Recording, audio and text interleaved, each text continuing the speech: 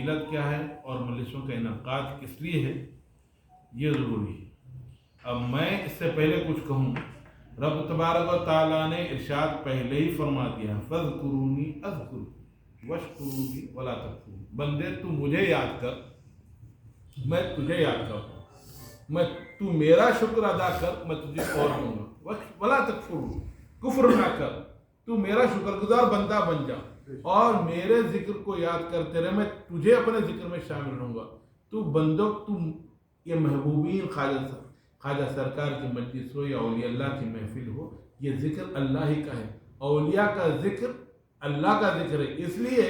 کہ رب تبارک و تعالیٰ فرمائے من یطیع الرسول فقد اطاع اللہ۔ جب ہم خواجہ سرکار کی یاد میں، حضرت پاشا سرکار کی یاد میں، خواجہ سرکار کی محافل میں ہم جب جمع ہوتے ہیں، خواجہ سرکار کے محبوبین کی یاد میں جمع ہوتے ہیں، تو وہ یاد خواجہ سرکار کی ہوتی ہے۔ اور جب وہ یاد خواجہ سرکار کی ہوتی ہے تو خواجہ سرکار میرے ناصر سنہ ہے،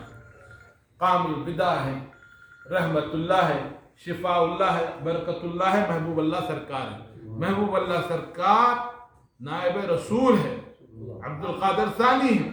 اپنے پیر کے نقش قدم پر جمے رہے، نائب رسول ہے۔ تو جب خواجہ سرکار کا ذکر ہوگا تو محمد رسول اللہ صلی اللہ علیہ وسلم دو جہاں کے آقا کا ذکر ہوگا، اور دو جہاں کا آقا کا جب ذکر ہوگا تو اللہ کی عبادت ہوگی، رب تبارک تعالیٰ کی بندگی ہوگی۔ اسی وجہ سے اس مجالس کا انعقاد کیا جاتا ہے۔ یہی وجہ ہے جو رب تبارک و تعالیٰ اعلان کر چکا ہے کہ جب اللہ تعالیٰ جب کسی بندے کو اپنا محبوب بنا لیتا ہے، جب کسی کو محبوب منتقل کر لیتا ہے، تو سب سے پہلے اعلان فرشتوں میں کر دیتا ہے کہ سنو، میں خواجہ محبوب اللہ کو چاہتا ہوں۔ اب فرشتوں کے بھی دلوں میں آ جاتی ہے، جب فرشتوں کے دلوں میں خواجہ محبوب اللہ کی محبت جم جاتی ہے تو خلق میں بھی آ جاتی ہے، خلق کے دلوں میں بھی چھا جاتی ہے۔ دنیا بھر سے لوگ خواجہ محبوب اللہ کا نام لیتے ہیں، بیچتے ہیں، کام آ جاتے ہیں۔ ہم کسی غیر قوم سے بھی پوچھ لو، کسی کا بچہ بیمار ہے، کیا پریشانی ہے، خواجہ کا فیض مذہب نہیں دیکھتا، دھرم نہیں دیکھتا، ملت نہیں دیکھتا، انسانیت کو ساروں کو فائدہ پہنچاتا۔ یہ ہے محبوبان خدا کا کرم، اور یہ عطائے سیدہ ہے۔ اب اہل بیت رسول صلی اللہ علیہ وسلم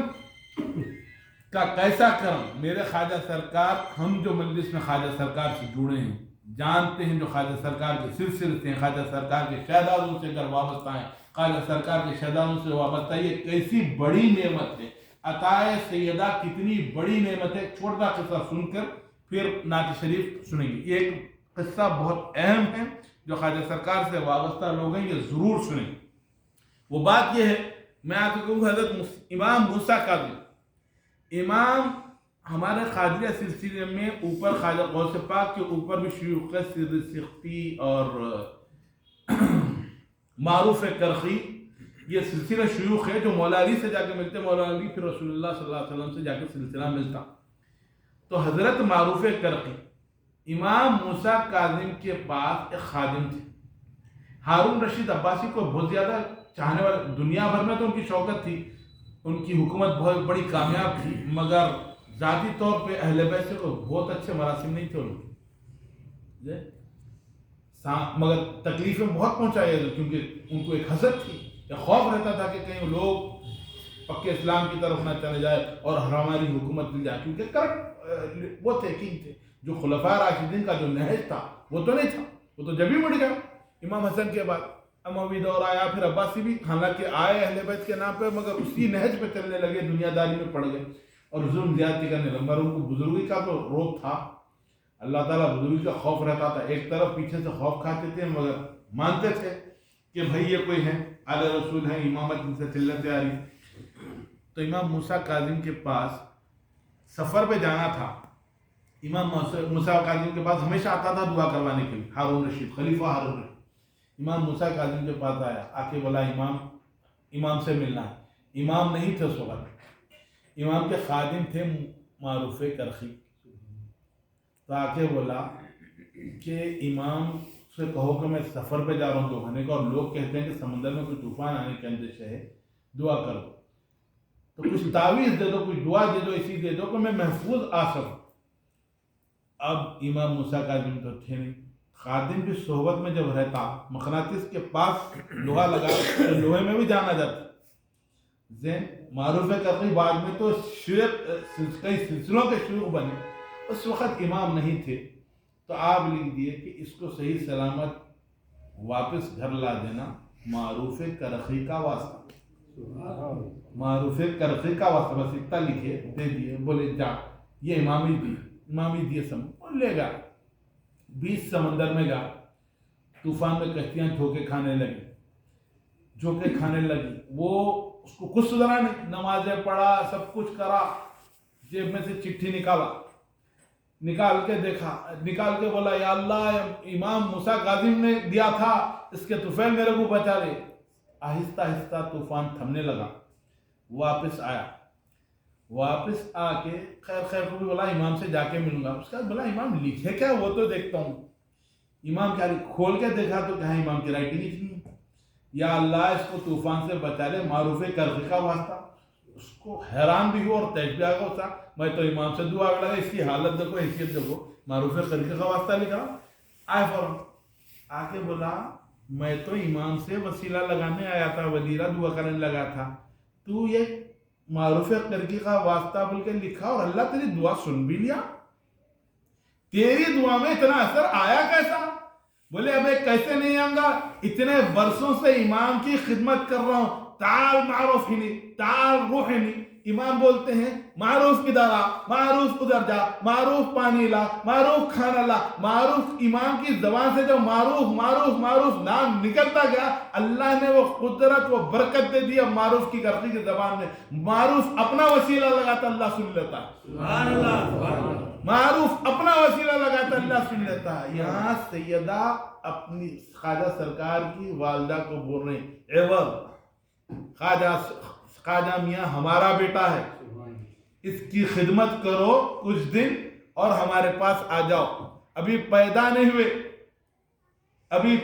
ہوئے سیدہ خواب میں آ کے، یہ خواجہ محمد اللہ دربار سرکار کا دربار ہے، بس بولنا یہی ہے کہ جس در سے جڑے ہیں کوئی معمولی نہیں، یہ سیدہ کی خاص عطا ہے خواجہ سرکار، الحمدللہ۔ یہ تو دنیا ہے، اصل فخر تو آخرت میں ہوگا، کیونکہ بخاری مسلم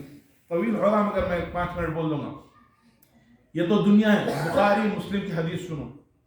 شفاعت کا دن آئے گا، 70,000 بغیر حساب کتاب کے اولیاء جنت میں داخل ہو جائیں گے، وہ جنت میں داخل ہوتے رہیں گے، رک جائیں گے بول کے ضد کریں گے، اپنے رب سے لاڑ کریں گے۔ جو جہنم میں ہے